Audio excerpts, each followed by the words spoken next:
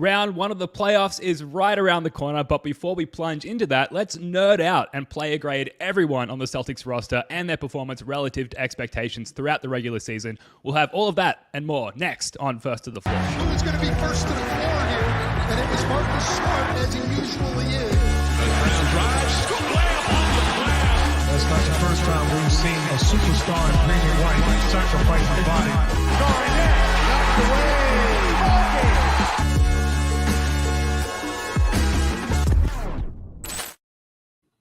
Welcome into another episode of First to the Floor. Ben Vallis here. Thank you for joining us. Hope you're doing well. And I'm joined, as I often am, by Mr. Wayne Spooney. Spoons, how you doing, sir? Doing great. The playoffs. Playoffs, baby. They're here. Yes. I can't wait. I got the Heat Hawks on my iPad just to my left here, so I can give us live updates. You can see we got the Twitter up if you're watching on YouTube, so we're ready to roll, man. I'm excited. Absolutely. We got the new layout here. And let us know if you're watching live on YouTube, what are your thoughts on this new format we're rocking with here. Spoonie, of course, just put out an excellent piece up on Celtics blog about playoff tropes and how the Celtics measure up against them. Go and check it out. The link will be in the description. It's a really good read. And that article has actually been doing really, really well, unsurprisingly, online. So good stuff there, Spoonie. And of course, we're also joined by Hot Take Jake Eisenberg, who's been crunching the All-NBA ballot data, tracking the likelihood of Jaylen Brown making an All-NBA team. Jake, firstly, how are you? And secondly, how's the JB situation tracking? I'm going well. No one's drawn attention to it yet, but I've shaved the mustache. We're restarting for the playoffs. We're not shaving the stash until the Celtics are officially eliminated. But other than that, in other big news, Jaylen Brown, we'll go to the big board here. If you're watching on YouTube, you'll be able to see this. We have 9% of all NBA votes in right now from my Hold on. Yeah. I think if you're not listening on YouTube, watching on YouTube, we need to describe what Jake is bringing up. He is hand tracking in an Excel spreadsheet every time somebody does an article or a podcast that discloses their all NBA votes and tracking where they have Jaylen Brown. To be fair, there is a legend on Twitter. Okay. I forget his name. He's done like the full thing. And then I've created my own that's a specific Jaylen Brown tracker. And it's like the voter, first, second, third team, or a coward. Those are your four options as a all NBA voter. And we currently have 9. I ran the numbers. That's 9% because there's 100 voters of the vote currently tracked. And of the 9 that we do have, 7 of the 9 have Jaylen Brown on their All-NBA ballots. He's kind of making a push for a second team so far. Obviously early. This is kind of different than the election because we don't know which states are more or less likely to swing in favor of JB. But a couple of things I've noticed so far. So if you go to the right of this document, these are just like general Twitter people or media personalities that have put out their opinions to give us an idea of where we could be going.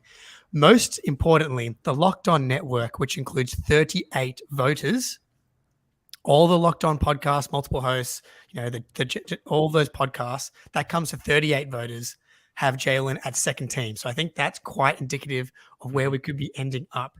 Feeling pretty good, 9% of the vote in so far. Concerns, I have LeBron James as a top concern. Just as mainstream voters, Perkins, Jalen Rose, guys of that ilk, I can see them leaning towards, putting LeBron over Jaylen from just a legacy point of view. And then another thing I've noticed, people that don't have official votes seem more likely to be including multiple low game players, like to have a Durant, a Kawhi, and a LeBron. Very few, if any, official voters have had multiple guys playing like in the 55 game or under kind of threshold in fear of being cyberbullied. And just as a last aside, the most cowardly of them all, Tim Bontemps, has voted Jimmy Butler over Jason Tatum as first team All-NBA, which don't look. He voted Jimmy Butler over Jason Tatum as Eastern Conference MVP after Jimmy Butler played well for like 2.5 games. Yeah, this is. I don't know what Jimmy Butler has on Bontemps, but just despicable behavior from Bontemps. But all signs pointing to a positive Jaylen Brown All NBA experience. That's amazing, Jake, and thank you for doing that elite level tracking. Given how early we are in the days with the NBA All NBA ballots just being handed in yesterday, so thank you for that. A couple of things before we get into our regular season grades. Firstly, if you're watching live on YouTube, we will be keeping track of the score in the Hawks Heat play-in game, which is happening right now. I believe the Hawks are up currently. Some accusation that the Heat might be ducking the Celtics. Man.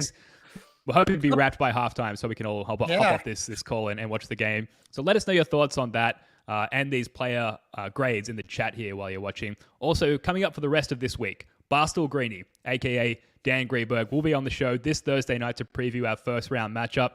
Saturday afternoon, we're firing up our playback room for a live watch party for Game 1 against the whoever wins this game that is currently on. Those playback parties are always so much fun. It's free to join and a great way to watch the game. The link will be in the description, so hope to see you guys there. Okay, player grades for the regular season. Spoonie, Jake, I'm going to throw some names out here in reverse order of importance, and we need to agree on a grade together before we move on. Starting with one, Fiondu Kabengele. Spoonie, we'll start with you. How did Fee grade for you this regular season? With the benefit of hindsight, I think I was probably a little naive to hope he could give us some minutes throughout the season. He didn't do that, but he did, in his garbage time stints, I think were pretty up and down, although he shows a ton of energy every time he's out there. And that's like the first thing you're looking for with a deep bench big man. So that's good. I think he had a really good year in Maine, just looking at some of his counting stats. So him and JD Davison appeared to have some good chemistry. But, some people, including myself, thought maybe he could play some real minutes. He didn't. So I'm gonna present a C. C plus for discussion. Mm-hmm. See, I think this all depends on the type of student you were as well. Because, I'm a very fair grader as someone that had to do geometry twice in 10th grade due to failing it. School was never my strong suit. I'm thinking C minus for Fee. I think he did what he needed to do. I changed my grade as soon as you said that because I wanted to go lower than whatever Spoonie said. C minus because he did what he needed to do, dominated the G League. That's what you're supposed to do. Honestly, I would have given him a B minus if he would have finished the JD lob in the game. That was all he needed to do to have a successful season, was bring down the house with a ferocious lob, and he blew it. Didn't have enough chances, but that's just the reality of only getting limited chances. I got to grade you on what I saw, and you got to throw that one down, Fee. Mm-hmm. Yeah, it's got to be a C minus for me as well. Spoonie, you had C, is that correct? Or I'm fine with a C minus. Yeah, I'm not going to fight over Cabs' grade. It's relative to expectations, right? Is the main approach here, and expectations were appropriately low for Fiondu Kabengele. So we had an exciting summer league, which is sometimes the most that we can ask for these two-way guys, and not necessarily that much upside as far as we're not really expecting a jump from Kabengele, given that he's already sort of bounced around a few teams, both in the NBA and the G League already. I think he's 25, 26 years old. So a fun 4th, 5th, 6th string big on the team, but nothing more than that. Okay, so C minus is the official grade. Let's move on to one JD Davison. Jake, what's your grade for JD? I'm thinking a B plus. I'm thinking a B plus for JD. Excellent G League season, but I think what he proved to us was that he has a legitimate NBA skill, which is able, penetrating the paint and the ability to just throw pinpoint lobs. Like his Luke Cornett's alley-oop per minute stats with JD on the court versus literally any other Celtic. I don't know how they've developed that chemistry. I think it's just because look at this right on cue. Oh no, I thought that was going to be a love, but he's got the in between game. I think as from the what was he, the 52nd pick or something like that? Yeah, 52nd pick. I feel pretty comfortable with him being like the Pritchard guard, where he doesn't play, but he can come in and run pick and rolls with Rob. That's all I can ask for. That athleticism is legit. Yeah. And the tongue I'm with Jake, B+. I think every time, unlike Cabs, I think every time he got into the game, he did at least a handful of things that looked like an NBA caliber player, right? Defensively, he's probably got a lot to learn. I don't think he's going to be a big contributor next year, but I'm super excited for his upside. He crushed in Maine. I mean, he was dominating the G League, so that's all you can hope for. He was, I think, looked a little more NBA ready than I anticipated. So yeah, B+. I'm happy with either. Yeah, I agree with Z Gamer here. I'm going to go a B. Again, relative to expectations, a guy who I had never personally heard of. I think, watching the draft and being on Twitter at the time that he was drafted, there was a lot of like, who is this guy? And then, yeah, he has demonstrated at least one potentially elite skill in running the pick and roll at an NBA level there. So I think B is the grade there. Any disagreements? We're all going to straight B with JD Davison. I can be swayed. I'm down with a B. Yeah. He's fine. Easy. Yeah. All right, sweet. Moving on. We're going quickly here with these lower importance guys. I think that's probably for the best. Yeah, absolutely. And rare for us. Yeah. Justin Champagny, Spoonie. What are your thoughts on this gentleman? Is his name going to be used as part of a pun in June at some point later this year? So I don't know what you guys have in Australia or university for you all, but we have what's called an incomplete in the United States, where you didn't fail, but you just didn't complete enough classwork and you have to retake the class, but it doesn't go on your permanent record. I'm going to give Champagny an incomplete. I just did not see enough of him to really know either way. He's undeclared. I like it. What do you think? Yeah. Yeah. Honestly, I was thinking D+. I didn't see you dive on the floor once in this game. This is your first and only game. Game 82. The Garden's rocking. We're dropping threes. Hauser, Muscala, and Pritchard are just the 3-point pea party, and you can't dive on the floor. I know you made a 3, but that's what I really wanted. I was actually a little unimpressed. Apparently, he's 6'6". He looked like he was 6'2" out there. Very unfair grade from me, but D+. So D+. Yeah. Yeah, Sorry. I'll go with D. I'll go with D+ as well. I'm fine with it. We're all in the same ballpark. I don't really have much to add. I almost considered not even including him as part of this discussion, but he is on the roster. We did sign him, so he will be playoff eligible. I hope we don't see him unless, we've got so much Dino time going through the playoffs that we can't help but give him some meaningful minutes there. They won't be meaningful in any way. D+. Again, I had no expectations of this guy, so I don't really know how to grade him according to those non-expectations.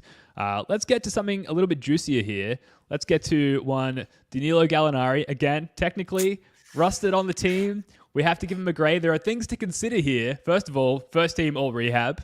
Absolutely. 100%. First team all bench swag. I think he started off pretty cash early in the season, some bags under the eyes, maybe a side effect of maybe the medication from his surgery, the pain medication. But as the season went on, he became increasingly Dapper Danilo Gallinari, and started to really impress us on that level from the bench. So Spoonie, what's your grade for Danilo Gallinari, given, the scope of his season? So the scope being, we never expected him to play a minute, Correct. right? Yeah, okay, A-. That's Clearly cool. still Okay. with the team, clearly still involved, looking good. He traveled, not a lot of long-term injured guys don't travel. So was always posting Instagrams and stuff about how much he loves the Celtics. So what more can you ask? A-. Yeah, I'm willing to go up to A. He did everything he possibly could given the circumstances. The propaganda machine from Danilo social media, the fact that he was that present, considering he was out for the whole year, the commitment to the rehab posts, making us imagine and think about what could be next year when he comes back. It's that pick and pop game. We need that 4-5 guy. What could happen? Muscala's been so good. Imagine if that was Danilo. I'm happy with A-, but I could go A. Yeah, okay. I'll go with A. I'll go with A for the Hey! Why not? Sorry, the Danilo turtleneck Gallinari. blazer combination on the bench or anywhere in life is just something that I would never have the confidence to rock ever. And whenever I see a dude doing it with total confidence, on a big stage like an NBA bench for a marquee franchise. Yeah, you can't walk away with anything less than an A. So I'm going to give Danilo Gallinari an A. All right, Jake. Moving on, we're starting to get more into actual rotational players here. The fringes of the rotation with Mike Muscala. The Moose has been loose throughout portions of the season since the acquisition at the trade deadline. What's your grade for Mike Muscala? I feel like Mike definitely did a fair bit of extra credit in the last kind of stretch of the season here. I've liked what he gives us from a rebounding perspective. Unfortunately, this kind of comes in the context of Grant, but I think Muscala started strong. He gave us that 44-minute performance against Milwaukee in that they lost, but I think he was sore for like 2 weeks. He barely played for the next fortnight after that. But B+ for the Moose. I like where he fits. He's been making his threes when we need him to. Gets on the boards, hustles. Like, can't ask too much from the big dog. Yeah, we knew what we were getting from Moose, right? We know he's not going to be able to defend at an elite level. So I never expected that. And what you want from him is to hit shots and play smart on offense. He's 7th on the team in net rating at plus 7.6. I've got the stat I'm trying to grab for now that we're in the rotation. I'm trying to grab like one stat that I think kind of describes this guy's season. And for Moose, I went with effective field goal percentage, 58.7. Well above average. For reference, Donovan Mitchell's at like 57%. So he's super efficient with the jump shot. He's almost 7 feet tall. That's what we wanted from him. So I'm going to go a B. Yeah. B works for me as well. Right. Again, like I just expected like an average contribution from the Moose, and that's what he's given. That's what he'll probably continue to give. And the average contribution for a guy at his point of the rotation is probably not to see the court at all throughout the playoffs, unless we absolutely need him. We might see him against the Bucks, for example, maybe Philly, to stretch out their defense a little bit. But 7-foot guy who can shoot the three.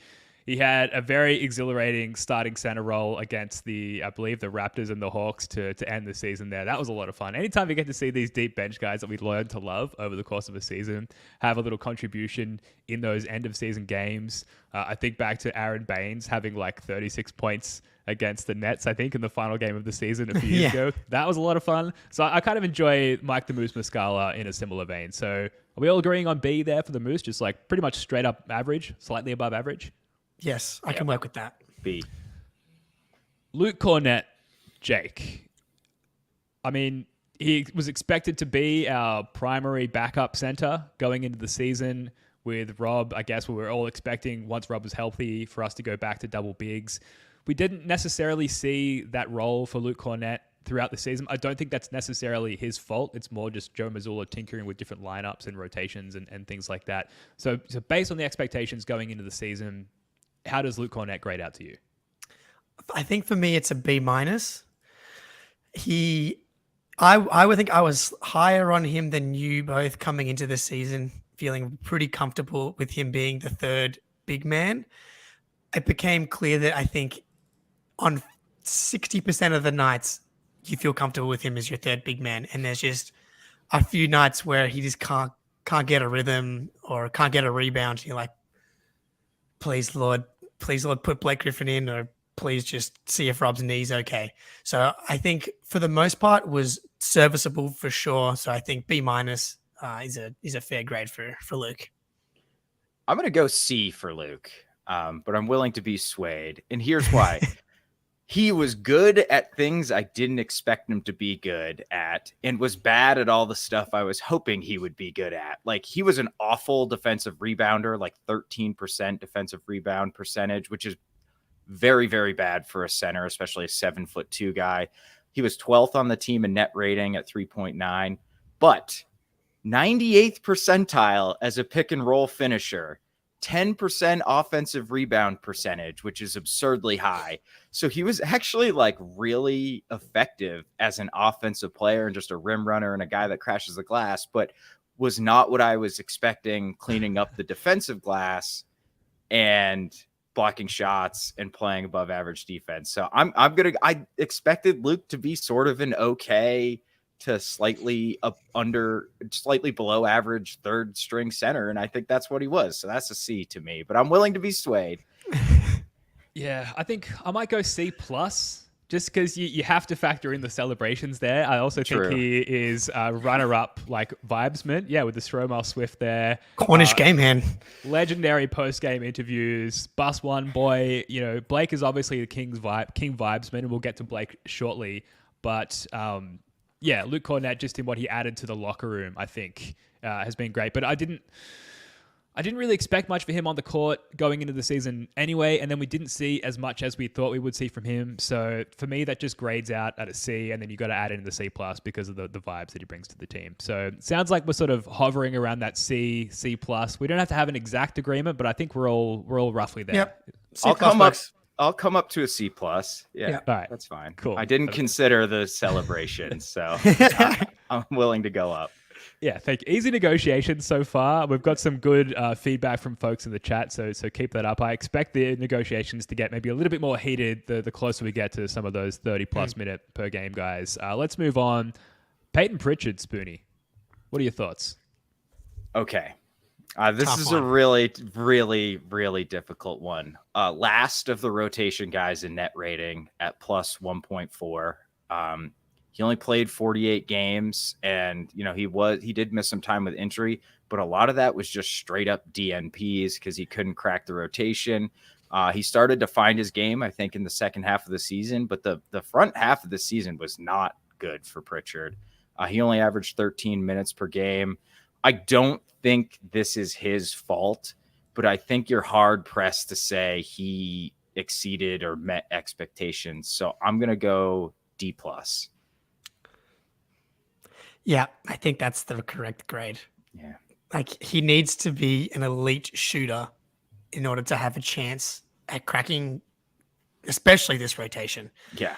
36% from three. It needs to be in that 40% range. Like, you need to, if you're going to come in, you got to knock down 2 for 4 from three, 2 for 5 from three every single time and do it quick. There were definitely moments like he was missing shots, and there was definitely a couple of games where he came in and like changed the energy of the game and helped spark us to a win. The Raptors game comes to mind in Toronto.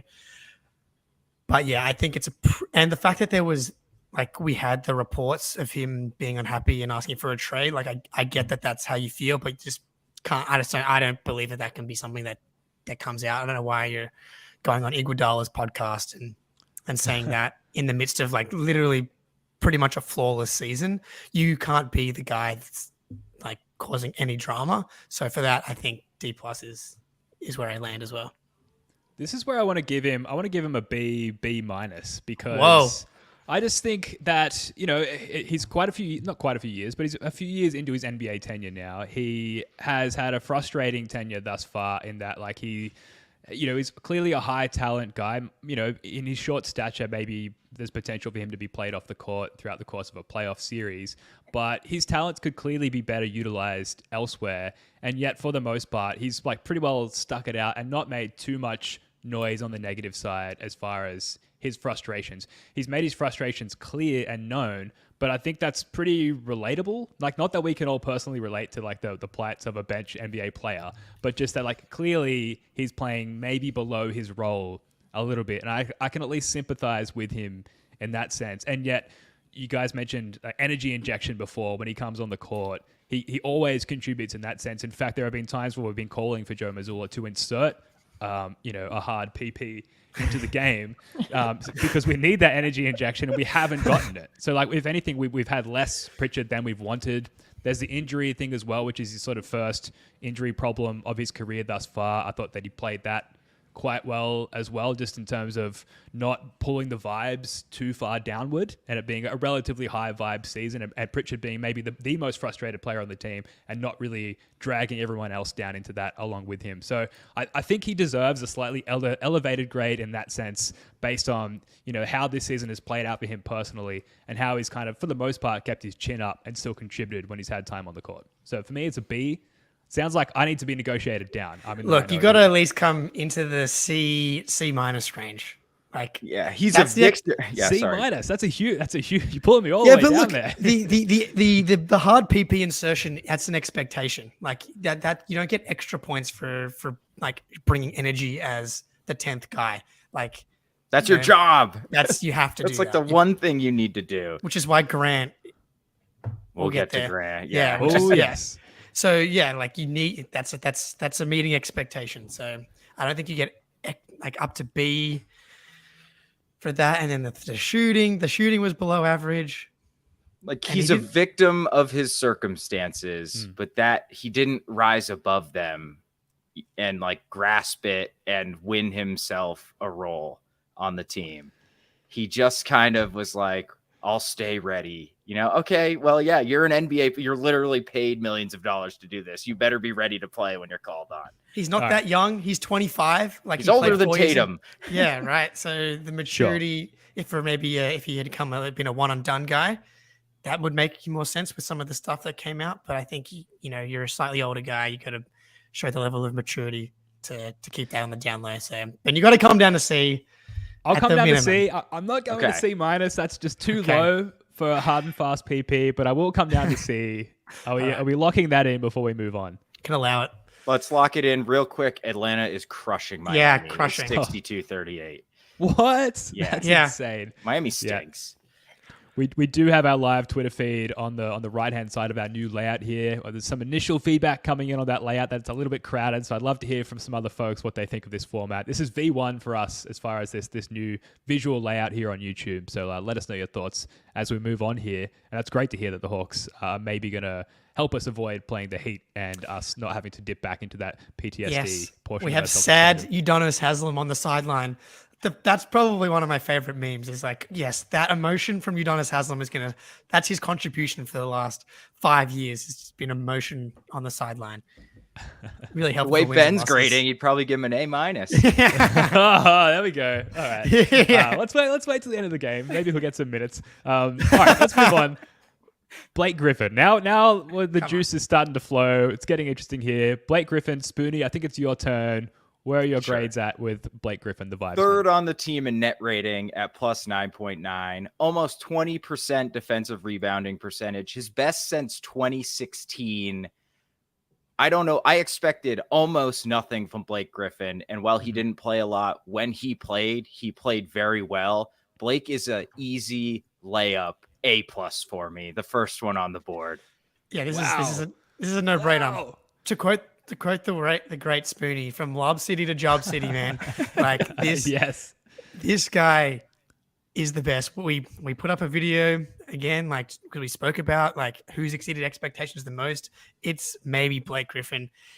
He might have cracked the playoff rotation with how good he's been with his play. Not to mention the impact he's had on the vibes, the locker room, the chemistry. Genius, like Brad. I mean, look, I don't know if you have Brad on this list, but man, like to bring him in was absolute stroke of genius. He's been perfect. I hope he hangs around for another year or two. A+, no brainer. A+. A+ is all round. Absolutely. Again, all relative to expectations. Blake was kind of like almost a second thought signing heading into the season, right? Where it was like maybe going to be Dwight Howard. It was maybe going to be, I mean, not really, but like Hassan Whiteside was a name out there on Twitter. And then it ended up being Blake. And we're like, okay, like he had a good moment there, at least in one game against the Celtics in the playoffs. But really the drop off has been acute and hard and fast, much like that PP that we talked about a second ago.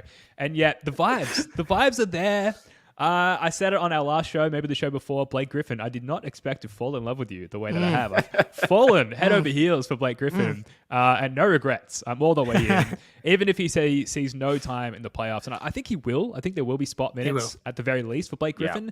The vibes off the bench, in the locker room, picking the guys up off the floor if they do suffer a bad loss, all of that is incredibly valuable beyond what Blake Griffin can do on the court. So an A+. Wow, amazing. Let's move on. Jake, Sam, House Money Hauser, what's the grade? I want to go A+. I'm going to ding him slightly because of the slump in December, January. But other than that, it's an A. It's an A. All unless you just expected him to be a 41% three-point shooter in the NBA as well. So maybe it's an A-, but he did everything you could ask, everything you could hope for. 41% three-point shooter on like ridiculous, like real difficulty shots, movement, tightly contested. He became Tatum's like go-to weapon on the bench throughout big stretches of the season.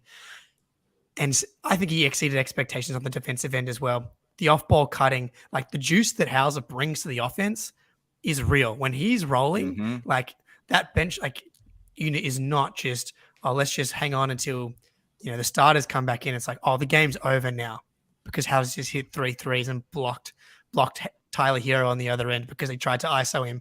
And yeah, we're gonna rest in the fourth quarter now. I think it's an A.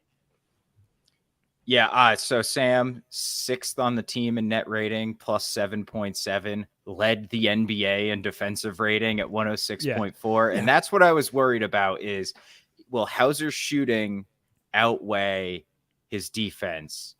And not only did it outweigh it, his defense was legitimately good at times. I think he was probably closer to average, but that's way better than anyone reasonably expected. I think, to get to that A+, it's really got to be like, wow, there was almost no realm of reality that I thought you would be this good, like with Blake, who I thought would not play at all. So I'm going straight solid A for Sam. I agree with you, Jake. He's been awesome this year. What a find by Brad. He's locked up for 3 more years at like $1 million a year or something. No money. $1.5 million. Literally in the conversation for best contract in the NBA. Yeah. No doubt. Immediately. Yeah, we know the 3-point shooting, the ability to overcome that slump where he was, completely in the conversation for, is this guy going to be on the team or an NBA team by the end of the season? That was a conversation for a little while. He's completely overcome that slump. He's now back to shooting, I feel like at least visually, aesthetically, better than he ever has. Like the stroking of the twine. Eddie House was talking about like coming up with some sort of onomatopoeia, like a word for the sound that the ball makes going through the net on Sam Hauser jump shots. The defense, though, that's where really, like you guys said, I'm not adding anything new here. He's really exceeded expectations. A question to both of you, though. Do you think like it's maintainable in a playoff setting? Do you think that we'll see Sam Hauser on the court in the playoffs? Do you think his defense will hold up? Do you think that teams will try and attack the house trap? Or do you think it's too risky from Missoula's perspective and he'll be mostly riding the pine? I think you try him, especially early in series. First round, he's going to play against the Hawks, both against the Hawks and the Heat. Now the Heat have cut it to like this. The Hawks would be a perfect candidate to blow this 20-point lead in the second half. So, but I think right now you feel great about either team. But I think Heat Hawks definitely plays, and I think he can play against the Sixers, non-Embiid minutes. I wouldn't mind if Harden wants to just attack Hauser one-on-one. I don't feel really uncomfortable with that. Maxey, I don't know exactly. I think you feel comfortable trying. And then when it comes to the Bucks, who's the one-on-one guy that is going to just like dust him and break his ankles? Drew and Middleton are kind of back you down, shoot contested shots more so than like Donovan Mitchell and Darius Garland. Even though he's defended Garland well in one of those matchups, that's a place that I feel way less confident. I think when you're getting to the 5th, 6th, 7th games of a series, you're not going to be seeing Hauser just because that you're going to be seeing 43, 44, 45 minutes of Jaylen and Jason. So there's not going to be any space for him anyway.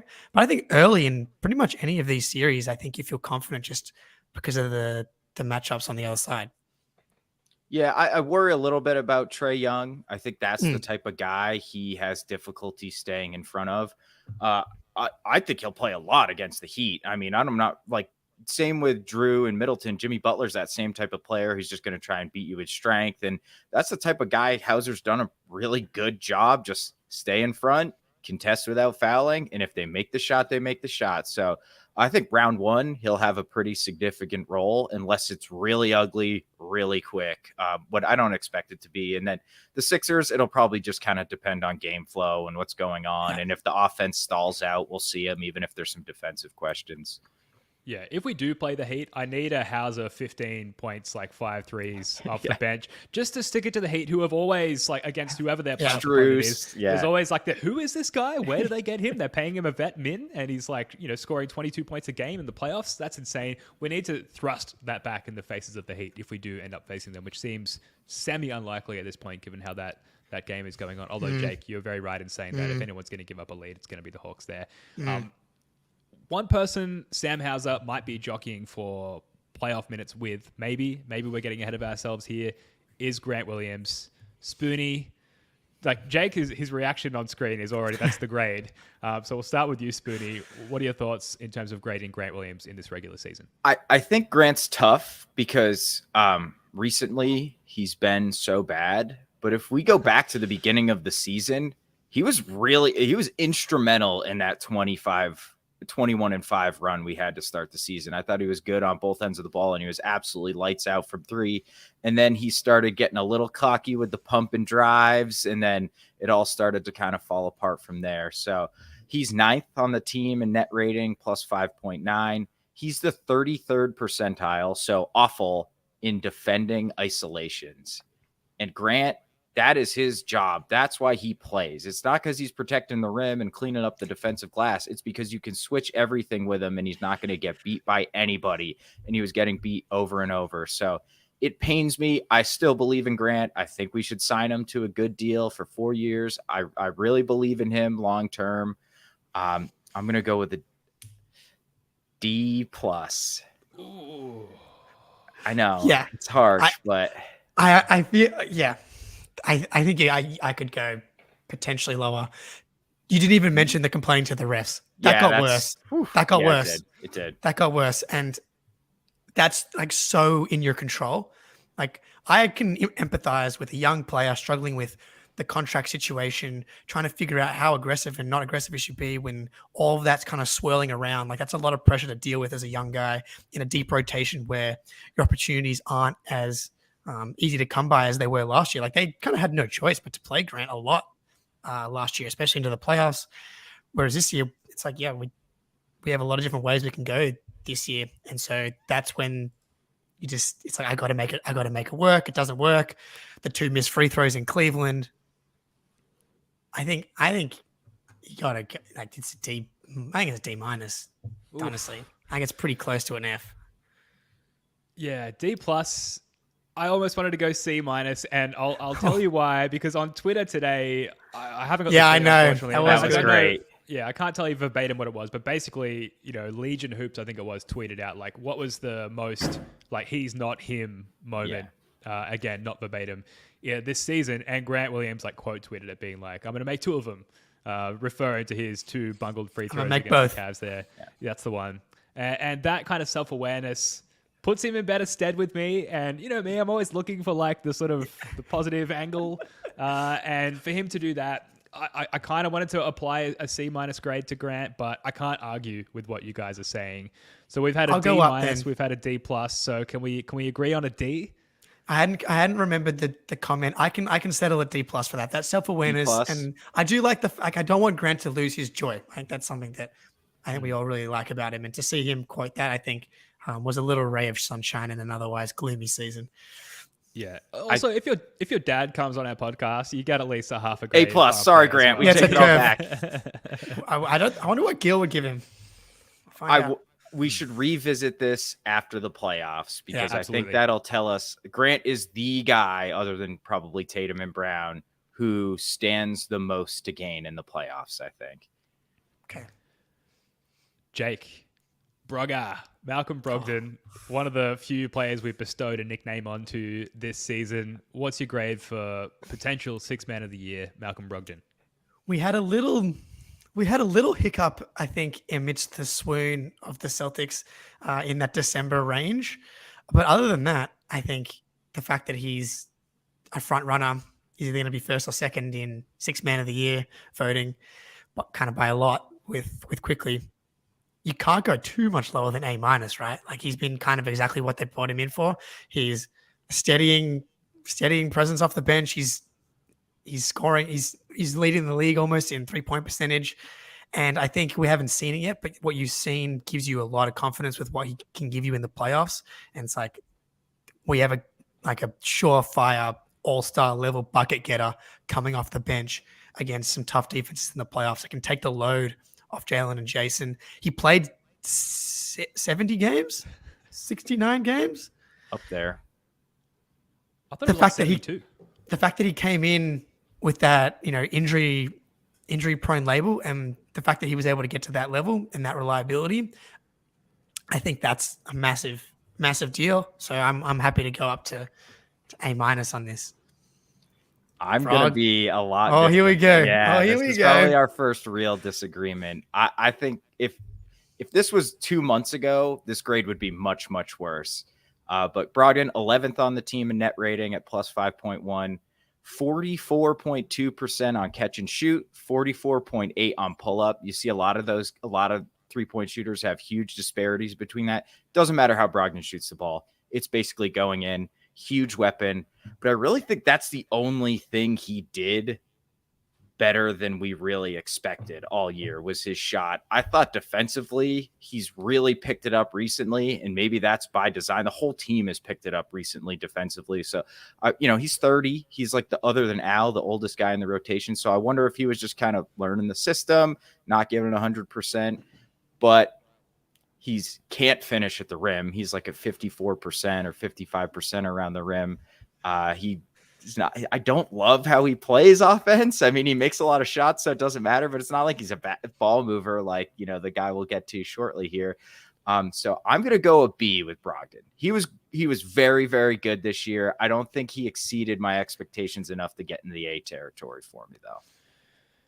Yeah, B plus for me, just because of how he ended the season. And like looking at that Bucks game, like he was critical. And the conversation after that game was like, well, look at all this stuff that we didn't have last year. And Malcolm Brogden is absolutely at the top of that list. He gets to the rim. Yes, finishing once he gets there. We've been talking about it all year. Is another question, but at least breaking down opposing defense is a huge quality. Yeah. And giving us that additional dribble drive threat, which we absolutely get from Brogger. The elite 3-point shooting, the fact that he'll probably very likely at least finish second in 6 Man of the Year voting, bit of veteran leadership, some presidential presence his post-game interviews and any interviews as well, and presumably the locker room as well. I love the guy. Like B plus, I know he has his flaws, but B plus seems right to me. Jake, I will come up. Jump in. I will come up to a B plus if Jake will come down to it. I will come down. But great point, Jordan, in the chat, and Ben. The presidential impact, the fact he just comes in here and it's like, these guys are so lucky. They don't he's just been telling them in their ear, like, this is the best, guys. You don't understand what it's like in Indiana. Like it's, and Blake's like, dude, the Nets, you don't understand what it's like, like out here and out, like in their ears to bring in another guy like that, one of Jaylen's mates from, Atlanta, to have the propaganda, not necessarily propaganda, but to have like that voice, that powerful voice, that articulate voice, that deep voice, beautiful voice. That's at least worth a half a grade.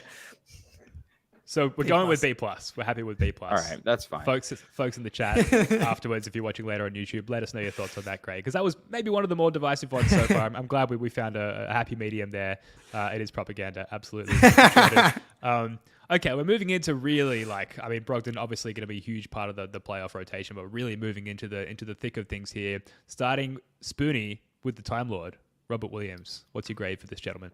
Okay, so Time Lord is, I think, probably the hardest one to give a grade because he led the team in net rating at an insane plus 11.4. Of course he did.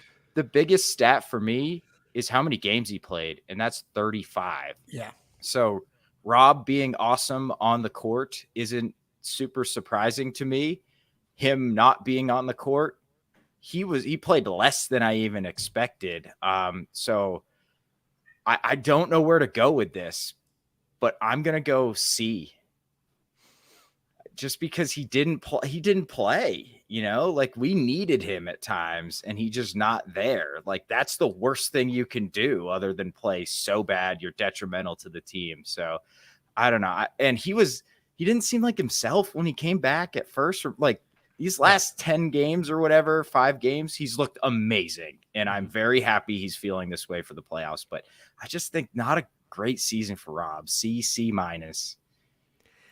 It's crazy how good the Celtics have been. The fact that Rob's played 35 games, and in those 35 games, he probably looked like himself for 10 to 15 of them. Yeah.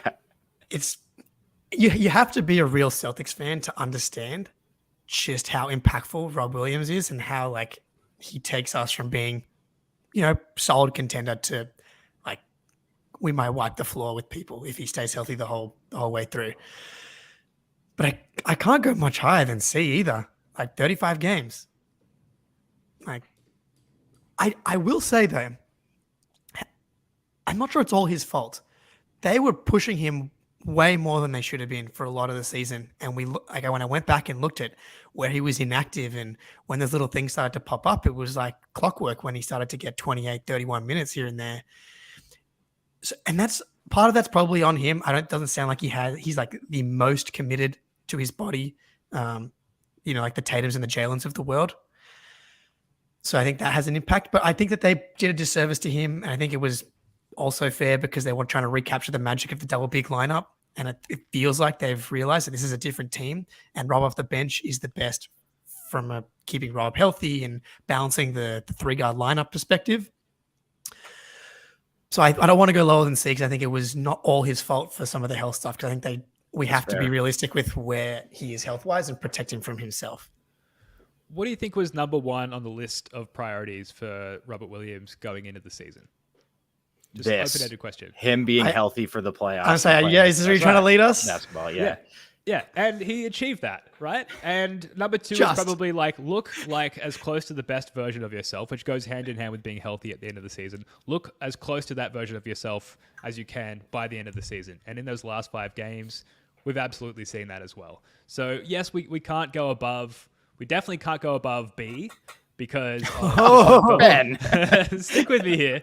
Stick with me because of just the lack of on-court time throughout the season. But on the top of the wish list for Celtics fans, especially, was just give us healthy Time Lord going into the postseason. Last year, playing under those high Ime Udoka minutes, we had a great season. Time Lord was great. The team was great. We had an almost all-time defensive rating. It was fantastic. He was completely beaten up by the time we went into the playoffs. This year, it's almost been the polar opposite. The whole season has been a ramp up, and there have been some false starts. Absolutely. Don't get me wrong, including his first game back with the Magic in, I believe it was December. But now here we are with him exactly as we need him, exactly as the team needs him, exactly as he hopefully envisioned himself at the perfect time. And I think that can't be ignored. That's the number one thing that we needed out of him at this point of the year. That said, I can't be that guy. I can't be he's a B+ because he isn't. But I am very happy. But you want to so bad. I do want to, but I just can't. I don't think I can go on record live here on YouTube saying that. So I'll say a C+. I love seeing Ben trying to be really positive for the C's, but also be trying appease the grade people as well. What's the opposite of a negative Nancy? Is it a positive Pete? Positive Paul, yeah. Can we settle on B? Yeah. It pains me to do so, but I see no way out of this. So I'm glad I've at least brought you up to a C. I feel good about that. Let's go C. All right. And it's really appropriate that it's now Jake's turn because we are up to the mistress himself, Derek White. Jake, what's the grade here? Is this another A+? Do they... Because I know I see kids with 5.4 GPAs, which is above an A+. So I don't know how you get... It's an AP class, I think, where it equals more than a A+. Whatever that is, that's what Derek White deserves. All 82 games... He's going to make an all-defense team from... I didn't do a full deep dive on the tracking of the all-defense teams, but Derek White appears to be on most of them. But Derek White has been perfect, impeccable, brilliant, leading all guards in blocks or second in blocks. 39% from 3, career high. Fringe all-star, honestly. If it wasn't for Brogden, he might be in the consideration for 6 man of the year, considering it doesn't matter how many games you start, apparently. But this guy is the connective tissue that, it's just perfect. I don't know what the most important part of connective tissue on the body is. Probably somewhere around some of your vital organs, fascia. Fascia, yeah. I don't know. Maybe your plantar fascia, because without your feet, you're fucked if it comes to basketball. So he's the plantar fascia of this team, and without him, we're not going anywhere. So, you know how they have the ranking tiers where it's F, D, C, B, A, and then above A is S tier? Yeah, S tier. Derek White is an S. Derek White gets an S. I don't want to say we've fawned over Derek enough. So yeah, S tier, highest grade on the team, easy. Yeah. Yeah, you're right. We almost need to grade him on a different plane to everybody else. Yeah. He was already an A+ in my Achilles mind tendon. and in my heart. And then we also had Derek White's dad, Richard, on the pod, gives him that half a grade bump as well. He maxes out at A+, so we have to give him an A+ grade. But absolutely, Derek White exceeded all expectations from everybody. Even the Celtics' biggest detractors, I think, don't have too many negative things to say about Derek White. He does tend to be targeted as far as his role in our defense on an individual standpoint. Teams will go at Derek White. That said, he might make an all defense team. Yeah. So Deservedly. Yeah, absolutely. So it's difficult to criticize the guy. Spoonie, Al Horford, your favorite player, who I was listening back to that podcast where you were like, it's kind of childish to have a favorite player. Al Horford is like the gentleman's favorite player. Yeah, I appreciate that. Thank you. That's very nice. Fifth on the team in net rating, plus 7.8. Shot second in the NBA from 3, 44.6%. Here's the one thing. I expected Al to be pretty good. He's been great. He's been fantastic. The way he's transformed his offensive game to just be this like stretch big who can also drive a closeout and make the right pass. And he's been way better than we could have hoped on defense. You expect him to lose a step. He really hasn't when he has to turn it on. So I'm just going flat A for Al. Yeah. Yeah, it's hard to not go all the way up to A+ for Al, but he coasted a fair bit, which he should have in a few games. But like, he's just had one of the best seasons for a big man shooting the ball like in NBA history Ever. Yeah. ever. Like, he's a nuclear weapon.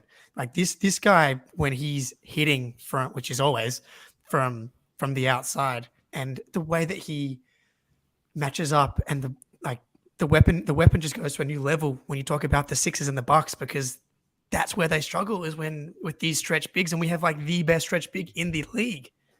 Hey. Yeah, it can't be an A+ because whenever you can't play in back-to-backs, then that puts a strain on the team. So you can't have the max grade.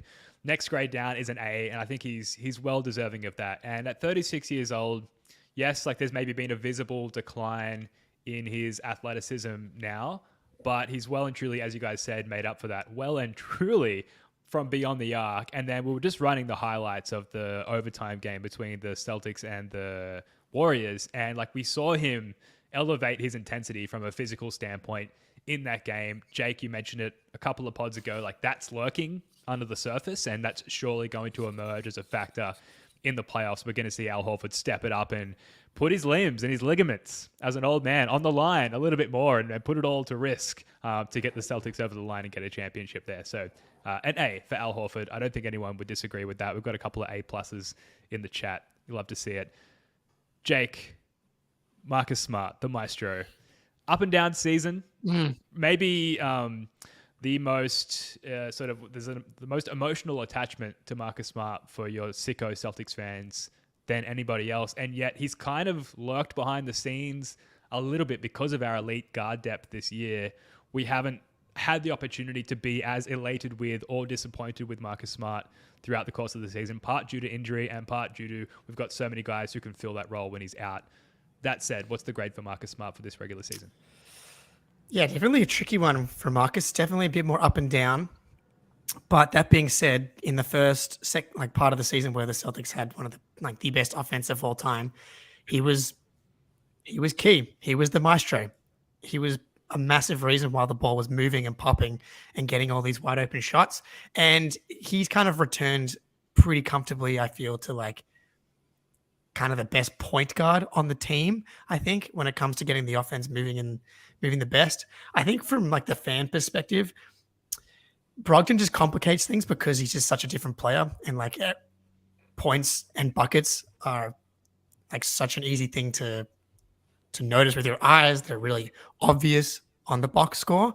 And so you can kind of understand why people have been calling for Brogdon over Marcus. But I think when it comes to crunch time, his defense hasn't been as good compared to, obviously, he won Defensive Player of the Year last year. But I think lately, it's the intensity is definitely back. This amount of time off, I'm just so excited for Marcus Smart's playoff defense, because no one does it quite like quite like Marcus Smart, the chaos that he brings. But I think like just a solid B plus for Marcus. I think good season, but I don't think he really elevated to where I thought he was capable of for the whole season. I think so. Smart 8th on the team in net rating, plus 6.3, career high assist percentage, 25.6, which is great. That was a long stretch to start the season of him playing the best basketball of his life. And then it's just been so up and down. The big thing for me, Jake, and you touched on it, is the drop in defense. I mean, he even admitted it. Like, I've not been a very good defensive player this year. So I'm going to say C plus for Marcus, man. I don't know. It's tough. I'll go B minus. Right. It's like, even when he was playing so well offensively, he was not playing that great. We didn't need to play good defense. So B minus for Marcus. Yeah, it's a B for me. So I'm going to meet you guys in the middle. So hopefully we can all. That's fine. We can all agree on that. And really don't have much more to add than that. But he has shown, we were talking about Al showing flashes. Marcus Smart has shown flashes of that defensive intensity. In the most recent loss to the Knicks, when we almost came back at the end, that was Marcus Smart and Al Horford led as far as that defensive intensity. If you remember way back earlier in the season in December when we lost all of those games to the Magic, at least in one of them, we almost came back in the fourth. We had Marcus Smart calling huddles on the court, trying to galvanize the team. Like, the intensity is there. Hopefully there's a little bit more from his perspective of an awareness as far as maintaining oneself for the playoffs. And I think that might be why we've seen stretches of a drop-off in intensity for Marcus Smart on both ends. But, you guys had Dan Greenberg on the pod, who is coming on the pod in a couple of days' time, earlier this season, talking about, like, Dan Greenberg just went off on how, like, Marcus Smart was, and it was correct at the time, playing the best basketball of his career, which he did last year, and then for a while topped that this year. So it's hard for me to go below a B, given that thing was a fact, like, really, really recently. So I have Marcus Smart in my all gonna take a leap in the playoffs team for the Celtics, for lack of a better way of phrasing that. I think I wanted to go a little higher just because it feels like people are always ready to like jump on Smart. And when he did have that little stretch where he was very erratic, like no doubt about it.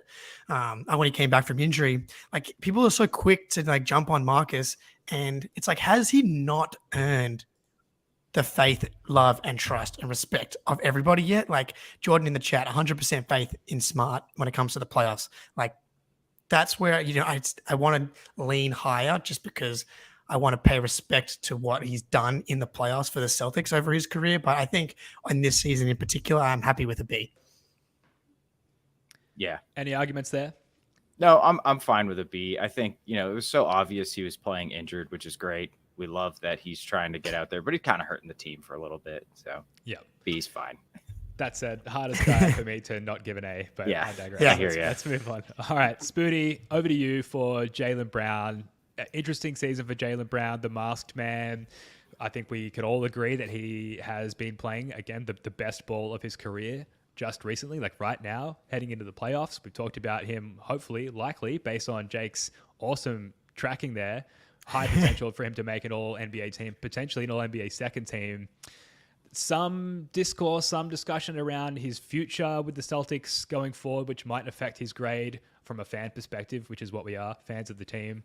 What's your takeaway from a grading perspective on JB there, Spoon? So Jaylen, 10th on the team in net rating, plus 5.4. He also has to play the most minutes without Jason Tatum, who boosts everybody's net rating. 58% field goal percentage on drives, which is 11th in the league with a minimum 5 drives, which is really, really good. I was hoping for a little bit more of a playmaking development from JB. That didn't really happen, but I thought he played the best defense of his career this year. So I'm going to go B plus. Great season from JB, but I expect him to be an all-star.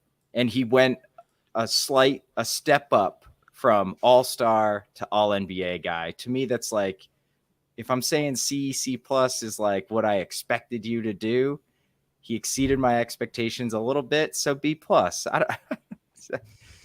Is that harsh? I'm reacting to both this and the Heat just cut it to 6. I'm unsurprised. If I wasn't on this, I'm calling a live bet because That would be fantastic odds. But I find it hard to go below A on JB, like especially that stretch post All-Star break when like Tatum was just asleep for a lot of those games, and Jaylen went on the best stretch of his career and helped us. Philly was lurking as a 2 seed, and I think if Jaylen doesn't elevate there, maybe we don't hang on to the 2 seed to go from, he wasn't an All-Star last year, to go to like what looks like a pretty surefire All NBA, and not just a point where we're like, do we want to give him a super max? I'm like pretty comfortable that he's going to elevate again and again. I'm going with A, as he kind of solidified to me being the best number 2 in the NBA. Yeah, I'm sorry, Spoonie. It's an A for me as well. He just exceeded my expectations. He absolutely exceeded my expectations. We expected him to be an all-star player, like you said, and now he's like nipping at the heels of Tatum as far as, I said it on the last pod, as far as his status in the league, as far as the way that he's perceived by fans. He's like, yes, he's not a superstar, but it seems like the trajectory is there, which is crazy for 2 guys sort of jockeying for, superstar position on a team, for that even to be possible to bring up here on the pod. But I do feel like he really has exceeded my expectations of what I thought was possible for him. Yes, there's a playmaking gap there. We have seen small stretches, small flashes in the pan of that being a possibility for JB. I also think that that's just like not necessarily asked of him on the team. Certainly when he's on the court without Tatum, he's going to get doubled. There's going to be playmaking opportunities for him there. He does need to keep his head up and be more in the game in that sense. That said, he's best served as like the beneficiary of Tatum being doubled, and he can just cook and go to work in that sense. And he's become elite in that role. It's almost crazy to say that like as if he's a role player in some regard. He's not, but he is elite in the roles assigned to him on this team. Off the court, there have been some issues as far as like just the conversation. I don't even know how much at fault he is. He probably could have done I don't a few think he things. is. Yeah, No, I really don't think he is. He could have maybe done a little bit more to sort of pour water on some of those fires. But I think for the most part, like the way he conducts himself off the court, the way he's like omnipresent in the Boston community there, he's just a cool looking dude. I say it every time I have the opportunity. Like he just looks cool as fuck. I can't go below A for JB. I think the world of him. So it's A for me. Can we bring you up at all, Spoonie, to the A territory? So A-minus. I guess partially it's like Greg Popovich with coaching, where like he never wins Coach of the Year because everyone expects him to be a great coach. Sure. It's like I expect JB to always get better and always become a better player. So I guess I am grading him on a somewhat unfair scale. So I'll come up to A- if you guys come down to A-. I'm willing to come down. Okay. I really, because I should have just started at A+, because that's where I wanted to go. Because you know what, the Celtics could have done a lot more to pour water on the trade reports. True. And like any other, like how many other superstars is that caused like way more drama than what Jaylen's caused this season? I'll do it just because I want to watch this Heat game. I know. Yeah, we were like, look, make it 45 minutes. Yeah, we're well over the hour mark here, but that's how we roll here on First of the Floor. All right, Jake, I believe it's your turn to begin the piece de la resistance, which I think I just messed up that term brutally. But Jason Tatum, our marquee guy, our 55 points in the All-Star game, All-Star MVP, the cream of the crop, didn't shoot as well as maybe we would have liked this season, which I think, just to start here, detracts from his overall grade. That said, we're not at 57 wins without this Iron Man of a marquee player on the Celtics. What's your grade for Jason Tatum? You can't go below A. You cannot go below A. The 74 games, 7th in the NBA in minutes total, which doesn't sound like it's obviously high, but you have to go so far down the total minutes in order to get to like the next MVP candidate. Like Shea is next at 33 in the league at 24-16 total minutes versus Tatum at 2,732. Jaylen right behind Shea. Like to find the other, the Lucas, he's down at 36. Like Jokic is below there. Embiid's nowhere to be seen. Of the like surefire top 5, top 10 guys, Tatum plays like by far the most out of any of them, which cannot be underrated.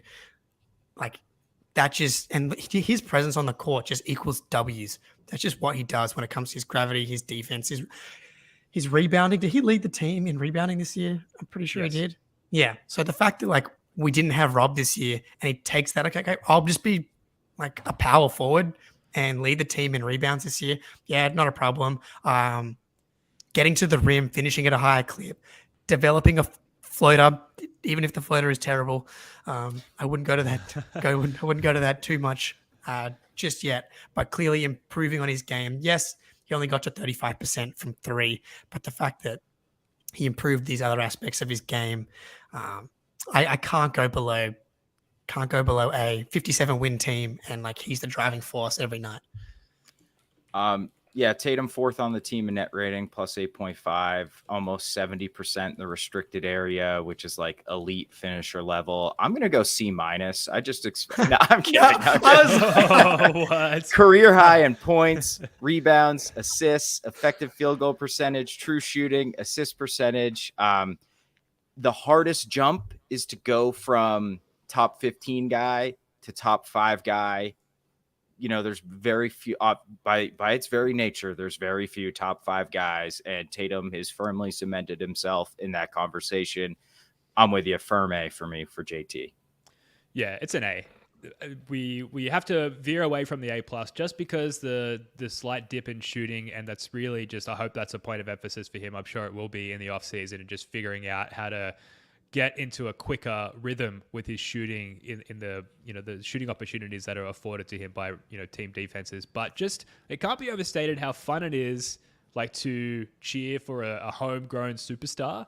And like Paul Pierce is probably the last person that we can mention in that vein. And as far as like elevation to superstardom from draft year, like it just, you can't compare Paul Pierce to Jason Tatum in that sense. And I'm a 36-year-old man, and I'm here to say that as a guy approaching 40, it's no less fun like following the trajectory of a homegrown superstar now than it would have been if I was 12 years old. I just brought my pair of Tatum 1s. When they arrive, I can't wait to put them on and wear them everywhere on the basketball court and around my house, like they're slippers or something. I've got jerseys, I've got basketball cards, like just everything off the court, just from the fandom perspective and the way that Tatum conducts himself and presents himself from a markability standpoint as a superstar.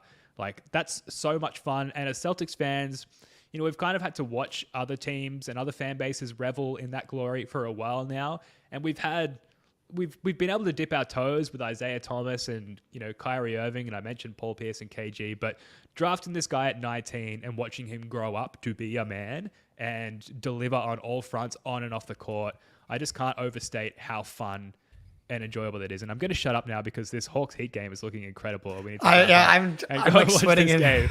But it's an A. It's an A for Tatum. Any final parting remarks, guys, before we wrap this one up in like 2 seconds? Really good team. Let's fucking go.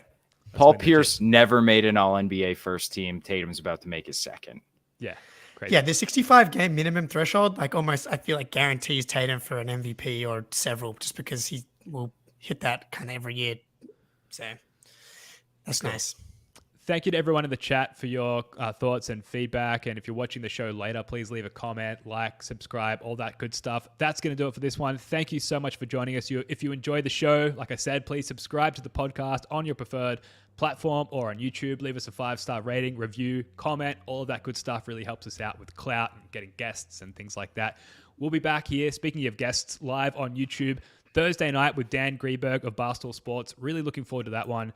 Spoonie, Jake, love your work, guys. Until next time, go Celtics.